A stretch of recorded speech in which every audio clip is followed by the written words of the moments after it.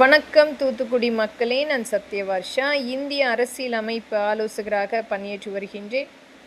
அனைத்திந்திய அண்ணா திராவிட முன்னேற்றக் கழகம்தான் ஆட்சி அமைக்கப் போகிறது என்பதை முன்கூட்டியே மக்கள் ஒவ்வொரு மாவட்ட ரீதியாக பதிவிட்டு கொண்டிருக்கின்றார்கள்.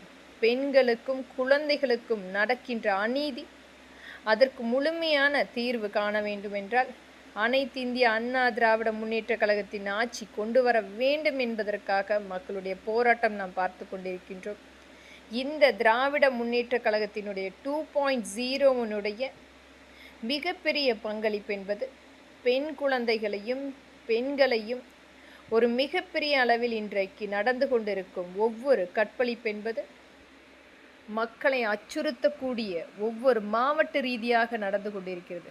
கடந்த 5 வருடங்களில் மட்டுமே பெண் குழந்தைகள் 18,000 குழந்தைகள் கற்பழிக்கப்பட்டு அதனுடைய வழக்குகள் பதிவு செய்திருக்கின்றார்கள்.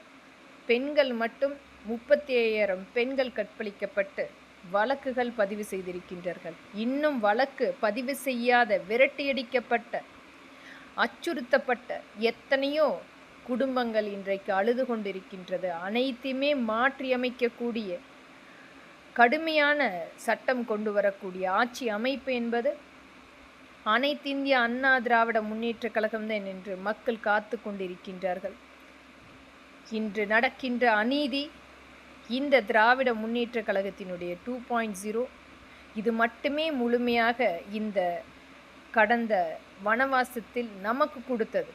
பெண்களை விலை வைத்து பேசக்கூடிய இந்த திராவிட முன்னேற்ற கழகத்தினுடைய ஆட்சி வேண்டுமா என்று மக்கள் மட்டுமே தீர்மானிக்க வேண்டும்.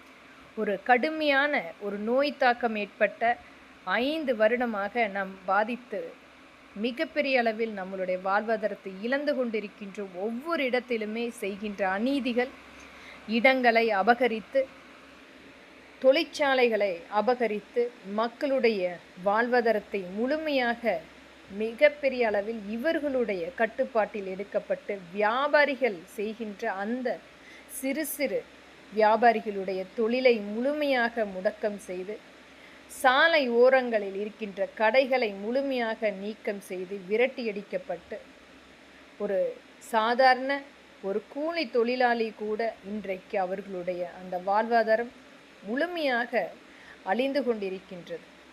அனைத்து வகையிலுமே இந்த திராவிட முன்னேற்ற கழகம் மிகப்பெரிய அளவில் கொள்ளையடித்து கொண்டிருக்கிறது. மத்திய அரசிடமிருந்து வாங்கப்பட்ட 7 லட்சம் கோடி முழுமையாக இன்றைக்கு இவர்களுடைய கார்ப்பரேட் நிறுவனத்துக்காக மட்டுமே முதலீடாக மிகப்பெரிய அளவில்